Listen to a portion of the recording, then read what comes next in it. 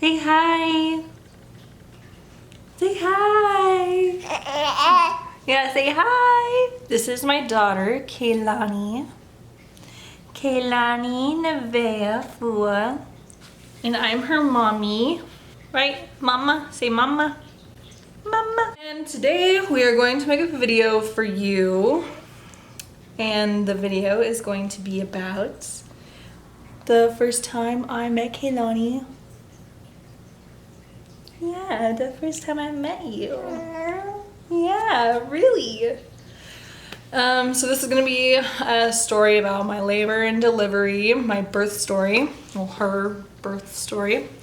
I've been wanting to do this video for a while, but I never got around to doing it because I wanted to do it like right after she was born, but then I like realized how traumatic the whole situation was. And if you're watching this like thinking about having a child, or you're about to go into labor any day or anything like that, every story is not the same and nothing goes as planned ever.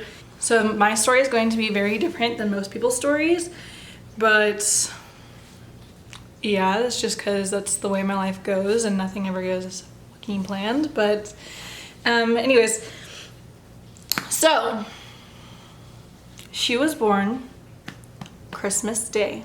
She was a Christmas baby, or is a Christmas baby, huh, Nani? When's your birthday? Your birthday's on Christmas, huh? Yeah. 2 weeks before I went into labor, I thought my water had broke, and I think it was like December 14th or something like that. I thought my water had broke, but I went to the doctors and got everything like checked out, and turns out that there was just like so much pressure down there that I just like peed myself because they like tested me for amniotic fluid. Okay, don't watch this video if like you're not about the baby labor and delivery life. Like don't even, because it kind of gets a little TMI, but so anyways, they tested it and it was just urine, it wasn't amniotic fluid. So back home I went, and then she was due, they never got it down to a science, but she was either due the 23rd, the 24th, or 25th. My water broke the morning, or it like didn't like break how you see in movies where it just like like fucking gushes out everywhere. It was like slowly leaking. And then again, I just thought I was like peeing myself again, so I just kind of like disregarded it. But then it kept happening like throughout the day, like there was more fluid, and I was just like, okay, what's going on? I'll just wait for contractions. Okay, if you think you're leaking amniotic fluid, if you think your water broke, go to the hospital. Don't wait, because then it can cause risk for infection and your baby can get sick, which thankfully she didn't, but it could happen. So I waited for contractions to come on, and they never happened. So the next day we packed our bags. Well, our bags were already packed, but we loaded up the car, and me and Tyler went to the hospital, and we were like, well, even if my water didn't break, let's make a day out of it. Like, let's go get our Junie's sandwiches, which is a really good place, a really good deli in St. Helena. But we went and got our sandwiches, and that was like the last meal that I had before I went in, and I said, I think my water broke. So they're like, okay, let's check you out. So they checked me for fluid, and the nurse comes in and was like, well, your water didn't break, but we just watched you have a really big contraction, so we're gonna keep you here for a little bit and just see if anything happens, because it was like my due date basically. So I took a nap. We woke up to the nurse coming, or the midwife coming in and being like, so when did you say your water broke? I was like, what do you mean? They said that my water didn't break. Oh no, honey, your water broke and this baby's coming. And I was like, okay, well, she's about to make her appearance into the world. So that was Christmas Eve. And they actually had to start inducing me because my contractions were really irregular. So they first started me on like a little pill medicine to induce me. I forgot what it was called. And I took that for about 12 hours, and then they switched me over at 6 o'clock in the morning to Pitocin, which if you have to get induced and you have to get Pitocin, I strongly recommend, if you're planning on getting an epidural, which with Pitocin you should get an epidural, just because the contractions are like so unnatural and just like you gonna die today. Like, not even funny, not even exaggerating or anything. It was Christmas morning then, and my siblings called me around 8 o'clock or so. 8:30, it was like 9 because my brother got here. So it was like 9 o'clock. They opened their presents, and in the middle of the FaceTime and everything, I had to like put the phone down and put it on mute because I was just like, whew, those contractions were getting too crazy, and I just was trying to watch my siblings open their presents from home, and yeah, it was just intense. But right after I got off the phone with them, it was around like 10 o'clock or so, I started screaming pain. Like, and my plan was to get an epidural. I started screaming pain, and it was so bad. The contractions were back to back to back to back, just like slapping me across the face. And Tyler did not know what to do, like felt so bad for him. And finally, after like screaming for like 20 minutes, the nurse comes in and was like, let me know when you want your epidural. I'm like, I was waiting on you guys because you told me to wait for the epidural, so I was waiting. I thought they had it all figured out and stuff. I don't know, this is my first time there. Didn't have anyone else who had, you know, gone through this experience before on my team there. Like, it was just me and Tyler and Kaylani in the womb. But,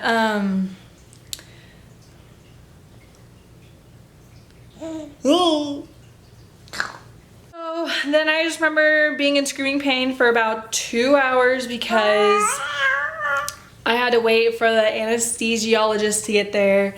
And yeah, so, and there was like no one else in the birthing center because it was Christmas Day, you know, and everyone wanted to be with their family. So we had to wait 2 hours for this girl to show up. And I was just like, I remember just staring at the clock, like holding on to the bed, just staring at the clock. There was conveniently a clock right next to my head, and I was just staring, watching the clock go by so slow for 2 hours, screaming, not knowing what to do because I didn't take any birthing classes, breathing exercises, none of that. I didn't do any of that because my plan was to get an epidural and have everything smooth and nice.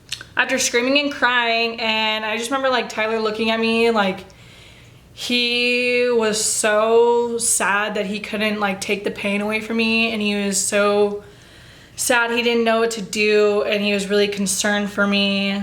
And yeah, it was just like really sad. I felt bad because I could not stop screaming. And it wasn't just like labor pains, like it was like Pitocin made the devil come out. Like, you ever see that movie Twilight or whatever, which one that was, where Bella's pregnant with the vampire baby and the baby's like fucking sucking her insides and like trying to like break out of her? Yeah, that is what it felt like, but probably a million times worse. Yeah, the anesthesiologist finally gets there and she's like, would not stop talking. And I was just like, just give me the freaking epidural. And so she has to like go through all the like the procedure of you know, like this could happen, it's your side effects, blah blah blah. I'm just like, I don't care, just give it to me. And I couldn't even say that to her, but I just literally looked at her like, I will fucking kill you if you don't shut up. So you have to like hunch your back over so they can correctly break into your spine with this long needle. And Tyler was in the room. Usually they have like the significant other leave, so Tyler was in the room watching, and he almost passed out. Like right before they got there, I was throwing up, and I do not throw up. Like, I do not do that because I hate it. But I was like throwing up uncontrollably and shaking, and I could not even deal. But she gives me the epidural. My legs don't fully go numb or anything because you're like paralyzed from the waist down basically. But like my legs don't fully go numb. And I like lay back down, and I'm not even in somewhat of relief for like 10 minutes because 10 minutes later, I'm back in screaming, horrific pain. And it's about like 12:30 at that point. And we kept pressing the button to give me more epidural or with the medicine or whatever. You know, that didn't happen. So I guess my epidural, they checked me. My epidural fell out of my back. So they leave it in your back through like this little tiny tube. So you have a tube hanging out your back that's in your spine, and it's just not okay. But yeah, it fell on my back, and then they're like, oh, well, the anesthesiologist went down to do surgery downstairs, and she can't just leave in the middle of surgery, and it's gonna be a while before she can come back. Okay. Girl, I was dying. I was dying. Like, I was dying. I thought you were gonna kill Mom. Not even playing. I thought you was gonna kill me, girl. So like, yeah, it wasn't even cool. Went back to screaming pain for 2 hours, probably more than 2 hours, and you know, throwing up. And then they're like, well, the only thing we can administer you is like fentanyl. So I was like, you mean the drug Mac Miller died off of? Like, and at the time Mac Miller had just died, I think like a month before or something. And I was like, fentanyl? Like, I don't do drugs. Like, no. But the pain got so bad to where I couldn't even speak, and Tyler was just like, you should try giving her something, like anything. And then he was like, do you want them to try fentanyl? And I was just like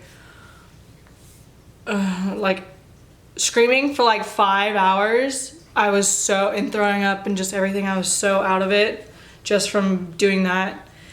And the fentanyl was so weird. Like, I felt like I was like falling asleep, but like when I was like falling asleep, I felt like I was like dying, and then my heart rate started to get really slow, and her heart rate started to get really slow, and Tyler was really scared that something was gonna happen. One of us was gonna die, or both, or whatever, and it was just really scary.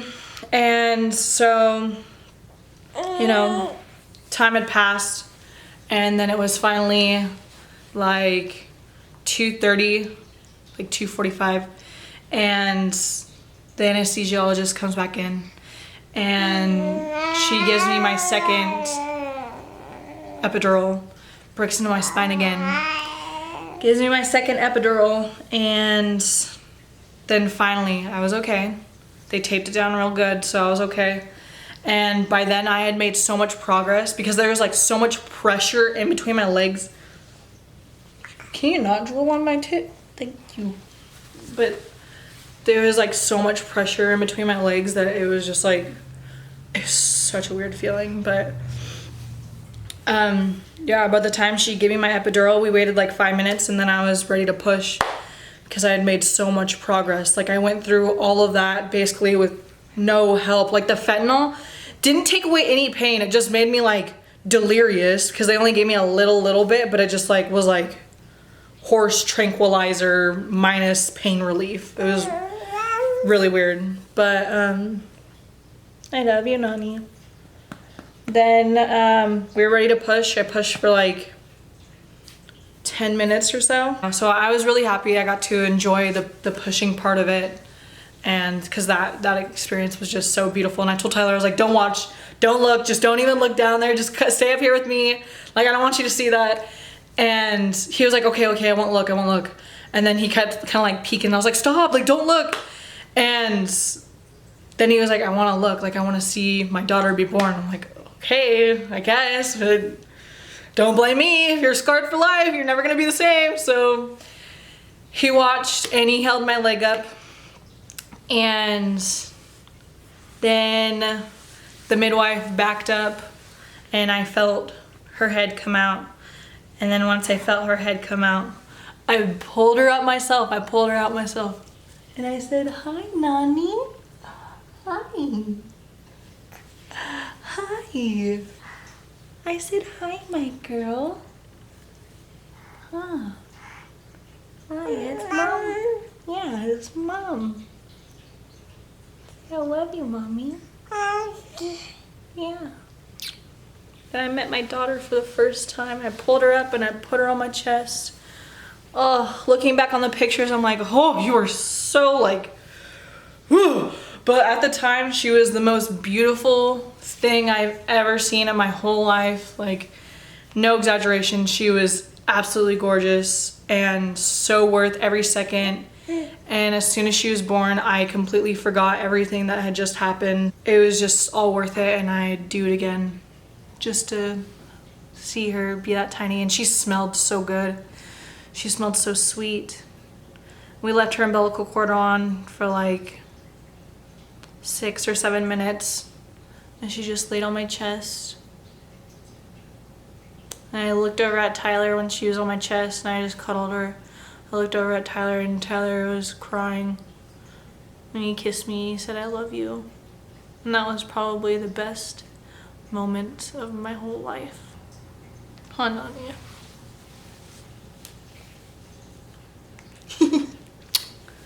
That is the day that I started my little family. Oh, Buck. I'm okay. Yeah, I'm okay. I'm just happy. I'm happy I have you. Oh. We just spent a few hours alone with her and didn't really tell anyone that she was born yet. She was born at 3:03 in the afternoon on Christmas Day. Didn't really tell anyone she was born yet, and me and Tyler just enjoyed every second that we possibly could with her outside of, you know, outside of the whole world. It was just us three for a few hours, and then we finally told our family, and they came running. They finished up Christmas dinner and came running to come meet little Kaylani. Huh, now you're just so beautiful, and you're so sweet. She is almost 8 months old. Huh, baby? She's almost a full 8 months. Yeah. And then after I gave birth, I was just like, get me off this epidural, get this IV off me. Like, I was like, I want to run around, like I want to do laps. I just went through all that traumatic, crazy stuff, and like, I just wanted to run around and run free after. Like, I could not sleep that night. I was just like staring at her. I did not sleep all night because the contractions hurt, so I hadn't slept in like over 24 hours, and I just wanted to stay up with her all night and watch her sleep. And they wanted me to keep her in this little bin right next to the bed, and I said nope. I kept her next to me, and I breastfeed her. So I tried breastfeeding her like a few minutes after she was born, and she latched immediately. I was so impressed by how smart she was already, and she just blows my mind every day. Huh, Nani? Every day she's just getting so much smarter and sassier and just so much more herself. Huh, Nani? I'm so proud of who you are already. Yep, but that is my birth story, Kaylani's birth story. And I hope that I didn't scare anyone too much. That was just my personal experience. I've heard much better experiences where people haven't had such a hard time as I have, and you know, but all in all, it was completely beautiful, and I can't believe that I did that. I put myself through that, and I got through it, and here she is today, alive and vibrant, happy, healthy, bug. Yep, but I hope you guys enjoyed my horrible, beautiful story, and if you got this far, please give me a thumbs up. Check out my other videos if you haven't seen any of my other videos. Subscribe maybe if you want to. Leave a comment on what you think was the worst part, or what you're scared of, or maybe your birth experience. Let me know. I like to stay connected with you guys. So, yep, I hope you guys have a good day. And now we're just gonna relax. Spend some mommy-daughter time, honey. Huh? I love you. Say bye. Can you say bye? Say bye. Say bye. Say bye. All right, bye guys.